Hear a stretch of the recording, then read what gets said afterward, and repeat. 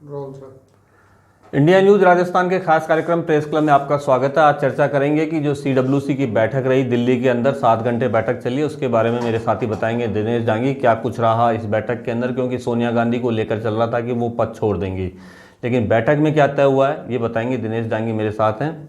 इसके अलावा विधानसभा के अंदर क्या कुछ रहा है आज इसके ऊपर चर्चा की जाएगी। और एक बड़ी खबर जो भारतीय जनता पार्टी से निकल करके आ रही है उसमें यह है कि जो घनश्याम तिवारी हैं उनकी घर वापसी हो सकती है, इसके बारे में जानकारी दूंगा आपको। मेरे साथी ध्वज आर्य हैं, वो आज हाईकोर्ट थे। BSP का जो मैटर चल रहा था विधायकों का, उसके मामले में क्या कुछ रहा है ये जानकारी देंगे ध्वज आर्य। साथ ही जो यूथ कांग्रेस में एक बदलाव हुआ था, गणेश घोगरा को बनाया गया था, वहाँ पर आज मुख्यमंत्री अशोक गहलोत भी पहुंचे। अक्षय जायसवाल इसके बारे में जानकारी देंगे। सबसे पहले बात करते हैं आज की जो एक बड़ी खबर, जो CWC की बैठक चल रही थी, क्या कुछ रहा उस बैठक में। मुख्यमंत्री अशोक गहलोत ने कल ट्वीट भी किया था, क्या उसी के अनुसार सब कुछ रहा है? जी बिल्कुल, कांग्रेस वर्किंग कमेटी की तकरीबन 7 घंटे मैराथन बैठक यहाँ पर चली। राजस्थान से भी मुख्यमंत्री अशोक गहलोत, रघुवीर मीणा, भंवर जितेंद्र सिंह और प्रभारी के नाते अजय माकन ने हिस्सा लिया। टोटल 52 नेताओं ने इन 7 घंटों में पार्टिसिपेट किया, लेकिन 48 नेताओं को ही बोलने का मौका मिला। राजस्थान के और प्रभारी को सभी को बोलने का मौका यहाँ पर मिला।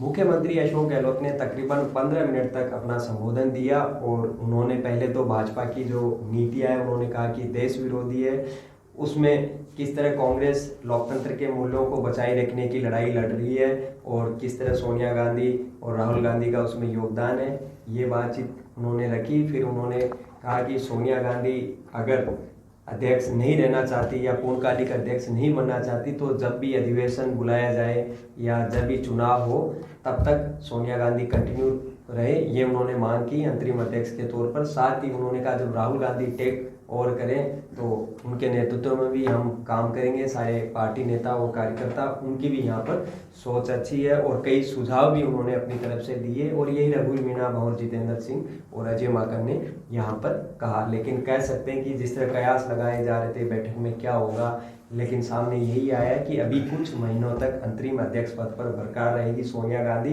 हाँ, एक अधिवेशन बुलाया जाएगा। कांग्रेस में एक परिपाटी है कि नए अध्यक्ष की ताजपोशी के लिए एक अधिवेशन बुलाया जाता है जिसमें ताजपोशी होती है और अध्यक्ष पद डिक्लेयर किया जाता है, या एक सिस्टम है कि चुनाव के जरिए अध्यक्ष चुना जाता है। तो आप इस बात से ये खबर निकल कर आई है कि चुनाव नहीं होगा और अधिवेशन के जरिए ही आम सहमति से राहुल गांधी शायद दोबारा बन सकते हैं, क्योंकि चुनाव होते तो। अब विधानसभा की बात करें तो आज विधानसभा के अंदर क्या रहा, 3 बार स्थगित करनी पड़ी विधानसभा को। कितने, लगभग 13 बिल बता रहे हैं जो पास हुए हैं। जी बिल्कुल, आज वैसे बारिश की वजह से काफ़ी मौसम में ठंडक थी, लेकिन विधानसभा के अंदर सदन में बहुत गर्मा गर्मी देखी गई और जाहिर सी बात है कि मसला उपनेता प्रतिपक्ष राजेंद्र राठौड़ से जुड़ा हुआ और किस तरह वो सदन में बीच में बोलते हैं, मुद्दे उठाते हैं, वो बखूबी जानते हैं।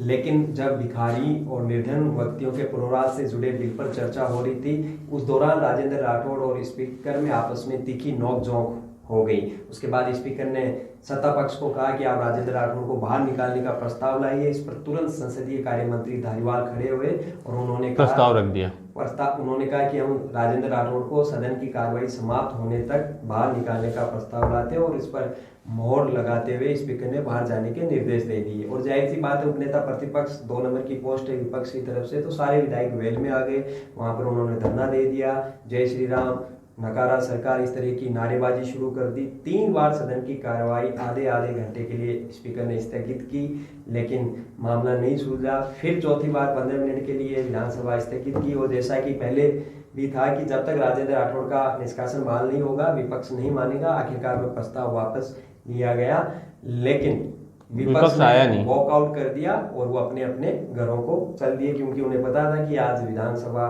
के सेशन की आखिरी दिन की कार्रवाई है। तो एक उन्होंने सांकेतिक विरोध के तौर पर वॉकआउट करते हुए कार्रवाई का विरोध कर दिया। तो काफी हंगामेदार 3 घंटे कह सकते हैं कि डिस्टर्ब रहे, लेकिन इस हंगामे के बीच में ही बैक टू बैक बिल ऐसे आ रहे थे कि एक विधायक चर्चा में हिस्सा ले रहा है, विपक्ष था नहीं, तुरंत मंत्री जवाब देता, तुरंत पारित, ऐसे करके 10 बिल एक साथ यहाँ पर पारित किए गए।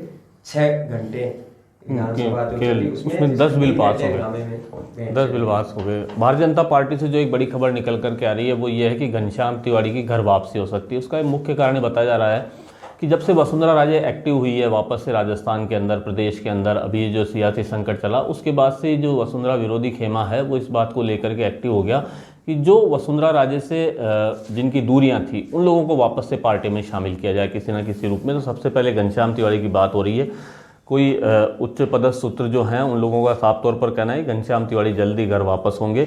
और जो जिस कारण से घनश्याम तिवारी छोड़ करके गए थे, आज वो कारण साफ तौर पर जो वसुंधरा के कारण छोड़ करके गए थे और आज वसुंधरा को आलाकमान ने साइड लाइन कर रखा है। तो अब ये माना जा रहा है कि घनश्याम तिवारी भी इसके लिए तैयार हैं और कभी भी उनकी घर वापसी हो सकती है। तो अब बसपा की बात करें तो बसपा में आज क्या रहा, हाई कोर्ट के अंदर जो महेंद्र गोयल हैं जस्टिस, उनका क्या रहा फैसला? देखिए, एक लंबे इंतजार के बाद आज जो जैसे कि हाई कोर्ट में कोरोना का भी संकट चल रहा है, चीफ जस्टिस को भी कोरोना की जो है रिपोर्ट पॉजिटिव आई थी, हालांकि बाद में नेगेटिव आ गई थी। उसके बाद में जो है हाई कोर्ट में आज जो सुनवाई हुई वीसी के माध्यम से सुनवाई, और आज पूरी तरीके से ये माना जा रहा था कि आज जो सुनवाई होगी उसमें जो है निश्चित तौर पर इस पूरे मामले के अंदर फैसला आने की पूरी संभावना है। तो करीब 1 घंटे के आसपास जो है सुनवाई चली थी और उसमें जो है जस्टिस जो महेंद्र गोयल हैं उन्होंने ये फैसला दिया है कि जो स्पीकर हैं उनके पाले में गेंद डाल दी है और ये कहा है उन्हें कि 3 महीने के अंदर इस पूरे मामले का जो है सुनवाई करके और इसका निस्तारण कर दें होगा तो वो स्पीकर करें।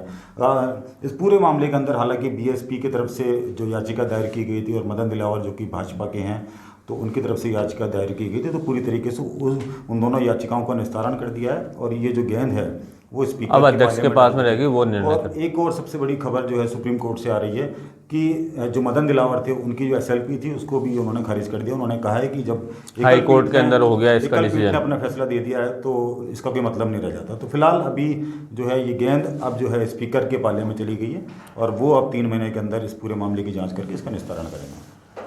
गणेश घोगरा को यूथ कांग्रेस का अध्यक्ष बनाया था, आज पदभार ग्रहण था, कैसा माहौल था वहाँ पर, युवाओं में कैसी खुशी थी और मुख्यमंत्री अशोक गहलोत भी पहुँचे थे? जी देखिए, जिस तरीके से जो कांग्रेस जिस तरह की बात करती है देश में कि युवाओं को आगे बढ़ाने की बात कहती है, तो इसी को देखते हुए गणेश घोगरा जो डूंगरपुर से विधायक है, आज उनको नवनियुक्त प्रदेश अध्यक्ष युवा कांग्रेस का बनाया गया। प्रदेश कार्यालय में पदभार ग्रहण कराने के लिए मुख्यमंत्री खुद वहाँ पर पहुँचे। इस दौरान मुख्यमंत्री ने कुछ 8 से 10 मिनट का अपना भाषण भी दिया। उन्होंने केंद्र के ऊपर आरोप लगाया कि केंद्र में षड्यंत्र रचे जा रहे हैं, देश में जो बीजेपी वादे कर रही है वो पूरे नहीं कर रही है, जो लोकतंत्र की हत्या लगातार जो केंद्र कर रही है, तो लगातार जो मुख्यमंत्री केंद्र पर हमला बोलते हुए नजर आया। दिनेश, क्या संकेत माने जो मतलब पायलट जो सियासी संकट चला था उसके दौरान हटाया गया था यूथ कांग्रेस के अध्यक्ष को और अब गणेश घोगरा को बना दिया गया, संकेत क्या मान करके चल रहे आने वाले समय में? जी देखिए, ये पदभार ग्रहण बड़ा कार्यक्रम नहीं था, लेकिन मुख्यमंत्री अशोक गहलोत इसमें पहुंचे थे, कोई मैसेज यहाँ पर देना चाहते थे। क्योंकि जिस तरह पहले विवाद हुआ था, सुमित बगासरा चुने गए, फिर रिजल्ट रोका गया, फिर मुकेश भाकर को यहाँ पर बनाया गया और मुकेश भाकर सचिन पायलट कैंप में चले गए थे, इसलिए उन्हें पद से हाथ यहाँ पर धोना पड़ा था। तो वो वापस जोर लगा रहे थे, प्रयास कर रहे थे कि जिस तरह वापस से पद मिले उनको। लेकिन इसके एक मायने है कि प्रियंका गांधी की मौजूदगी में जो बातें हुई थी, किसी तरह की शर्तें नहीं रखी थी। अविनाश पांडे के रवाना होने की टाइमिंग क्या थी, अगर इस तरह की बात होती तो, क्योंकि काफ़ी पैसा और वक्त उनका ज़ाया हुआ था, अध्यक्ष के लिए चुनाव लड़े थे, तो दोबारा उनको बनाने की बातें बेमानी साबित है। इसका मतलब किसी तरह की डील शर्तें यहाँ पर नहीं रखी हुई थी। और गणेश घोगरा लाडनू से विधायक है, तो ऐसे में गणेश घोगरा की आज ताशपोशी की गई, गोविंद डोटासरा थे और कह सकते हैं कि यूथ कांग्रेस में अब चांदना युग समाप्त हो गया। एक लंबे समय तक निर्वाचित अध्यक्ष रहने का उन्होंने रिकॉर्ड बनाया, 2 साल का कार्यकाल था, फिर संविधान में जो संगठनात्मक चुनाव थे बदलते हुए 1 साल कार्यकाल और बढ़ा दिया, लेकिन उसके आगे जब चुनाव हुए नहीं किन्हीं वजह से, तो लगातार तो अशोक चांदना ने बहुत अच्छे शानदार तरीके से यूथ कांग्रेस अग्रेसिव तरीके से चलाया। आपने देखा होगा किस तरह लाठीचार्ज। जी बिल्कुल, उस टाइम तो ये थी तमाम बड़ी खबरें। राजस्थान में भी प्रदेश के अंदर बारिश का दौर भी जारी है, तो मेवाड़ के अंदर कई बांध जो हैं छलक गए हैं। ऐसे के अंदर आपको ताज़ा और अपडेट्स इंडिया न्यूज़ राजस्थान पर लगातार मिलते रहेंगे। अपडेट्स लेने के लिए आप केवल सब्सक्राइब कीजिए, जो आइकॉन बेल नज़र आ रहा है आप उसको टच करेंगे, तमाम अपडेट्स आपको मिलते रहेंगे। आज के लिए धन्यवाद।